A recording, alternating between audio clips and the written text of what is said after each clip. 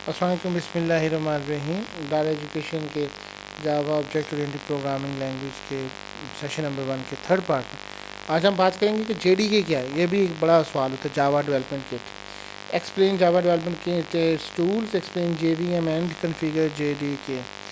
तीनों आपके इंपॉर्टेंट है। सबसे पहले तो बात करेंगे कि जावा डेवलपमेंट किट है क्या। Provided a Sun micro system and is popularly used by the Java programmers world wide.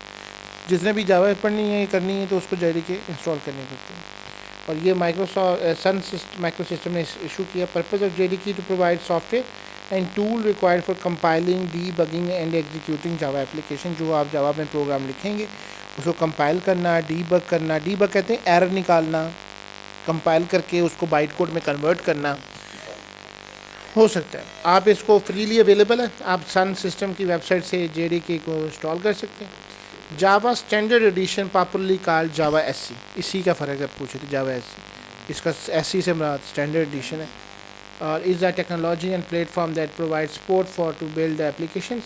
Java SE development kit popularly called JDK, इसको जेडीके।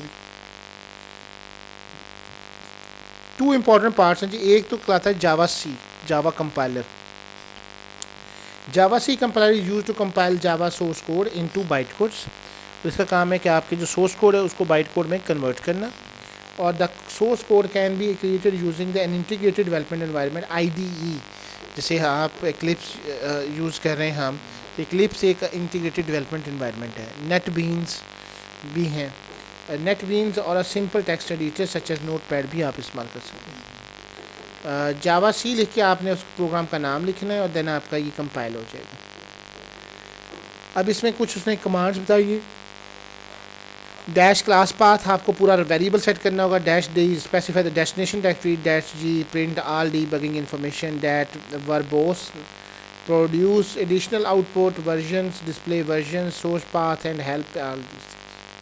ये सारी आपका पहला प्रोग्राम जब रन होगा तो आपने उसका सिर्फ जावा लिखना है, कंपाइल करते हुए जावा सी लिखना है और साथ में पूरी एक्सटेंशन डॉट जावा देनी। लेकिन जब वो बना देगा तो उसकी क्लास बना देगा, तो फिर आपने रन करना है तो जावा और सिर्फ फर्स्ट प्रोग्राम का नाम देना है। अब इसके साथ क्लास का नाम देने की ज़रूरत नहीं। जेवीएम क्या है? जेवीएम एक जावा virtual machine is the heart of the Java programming language.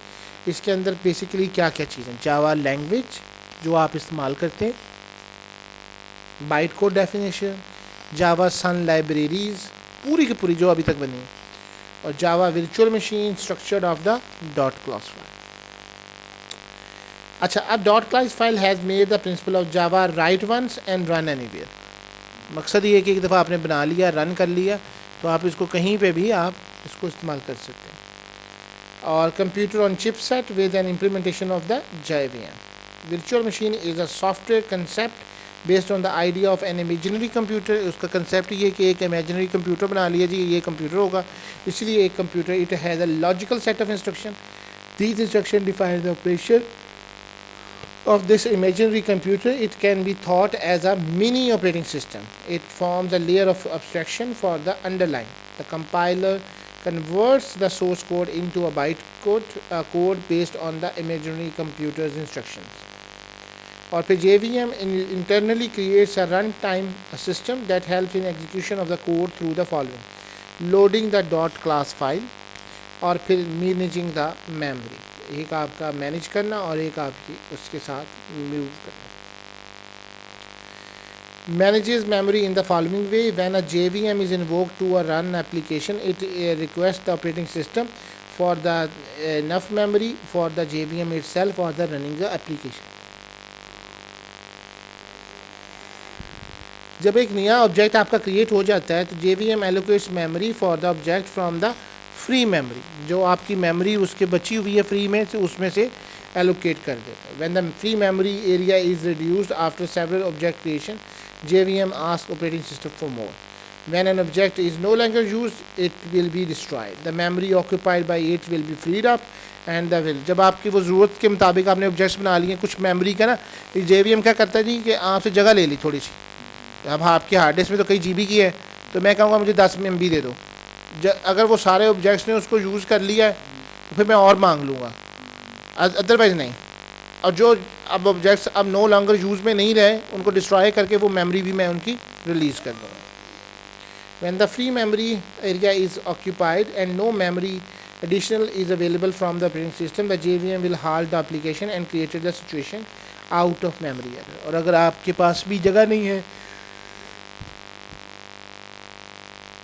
और आपको हार्ड डिस्क वाले ने भी इनकार कर दिया है, ऑपरेटिंग सिस्टम ने कि साढ़े को भी नहीं हैगी, तो फिर वो आपको कहेगा जी JVM हाल्ट हो जाएगा और वो आपको मैसेज देगा memory out of.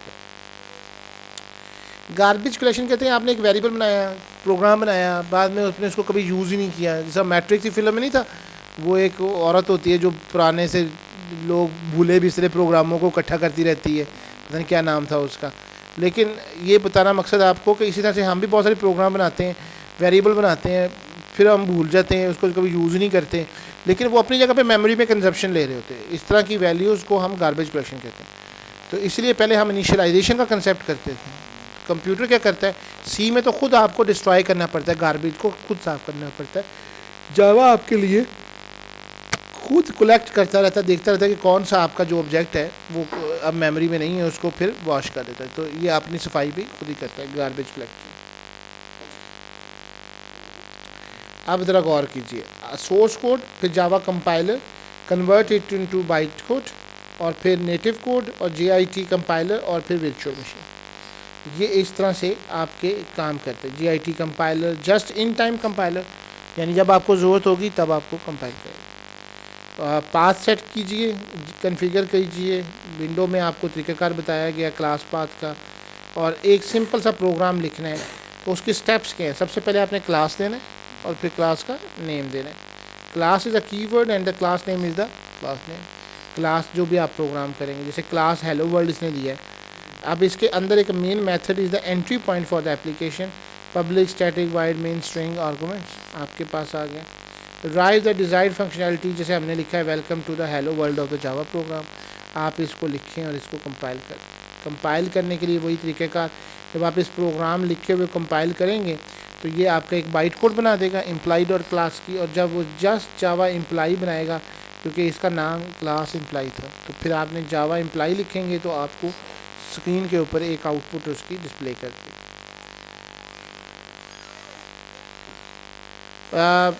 The last one है जी इंस्टॉलेशन। हमने जावा एक्लिप्स करनी है, लेकिन नेटबीन्स भी अगर आप करना चाहें तो दोनों कर सकते हैं। ये आप इंस्टॉलेशन का मेथड है।